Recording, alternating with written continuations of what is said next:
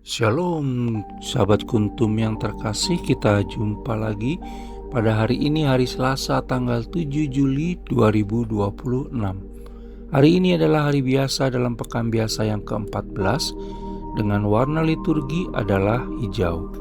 Kuntum pada pagi hari ini mengambil tema seorang bisu disembuhkan dan belas kasihan Yesus Kristus terhadap orang banyak.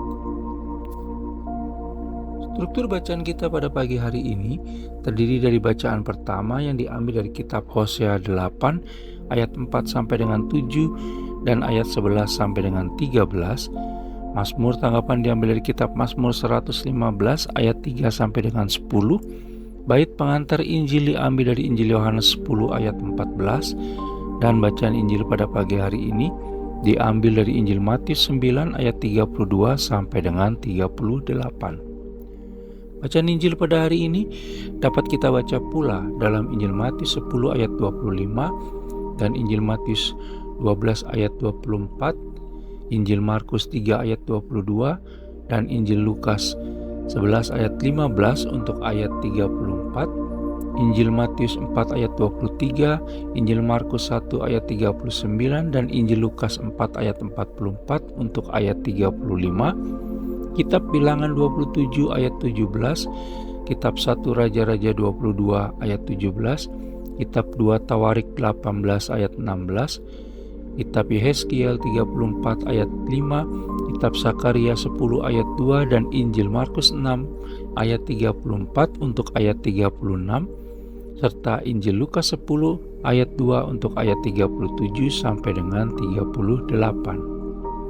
Bacaan Injil pada hari ini sama dengan bacaan Injil pada hari Selasa tanggal 8 Juli 2025 dan tanggal 11 Juli 2023. Struktur bacaan pada hari ini sama dengan struktur bacaan pada hari Selasa tanggal 9 Juli 2024, tanggal 5 Juli 2022 dan tanggal 7 Juli 2020. Baik sahabat kuntum yang terkasih, saya akan bacakan bacaan Injil kita pada pagi hari ini yang diambil dari Injil Matius 9 ayat 32 sampai dengan 38. Semoga Tuhan beserta kita sekarang dan selama-lamanya.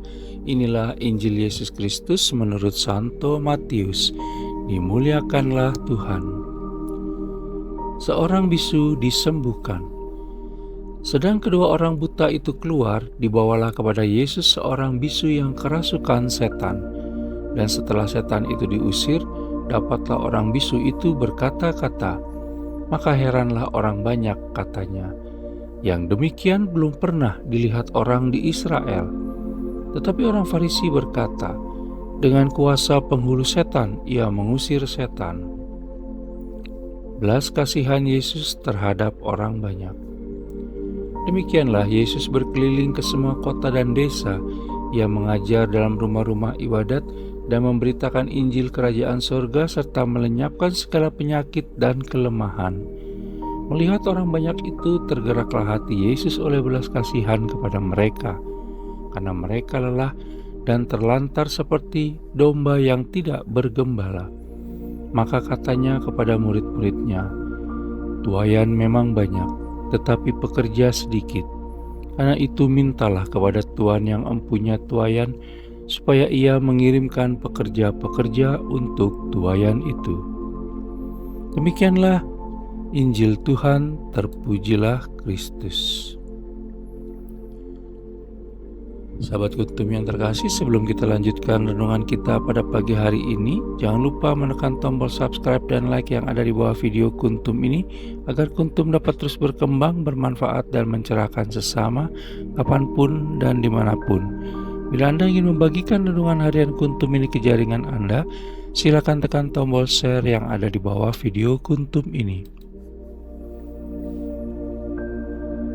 Baik sahabat kuntum yang terkasih, mari kita lanjutkan renungan kita pada pagi hari ini. Bacaan Injil pada hari ini yang diambil dari Injil Matius 9 ayat 32 sampai dengan 38 hanya ada pada Injil Matius dan terdiri atas dua bagian, yaitu penyembuhan seorang bisu yang kerasukan setan setelah penyembuhan dua orang buta, sehingga memancing kekaguman banyak orang atas mukjizat tersebut, tetapi juga memancing kritik pedas dari orang-orang Farisi. Kita bisa baca dalam Injil Matius 9 ayat 32 sampai dengan 34. Yang berikut adalah tentang Yesus Kristus yang prihatin dan iba kepada banyak orang karena mereka terlantar bagaikan domba yang tidak bergembala. Mereka tidak berdaya, bermasalah, dan ditinggalkan, sebagaimana bisa kita baca dalam Injil Matius 9 ayat 35 sampai dengan 38. Dari teladan Yesus Kristus Sang Gembala Baik yang diberikan pada nomor 2b di atas, maka sesungguhnya Ia ingin berkolaborasi dengan kita semua dalam menghadirkan kerajaan Allah di tengah dunia.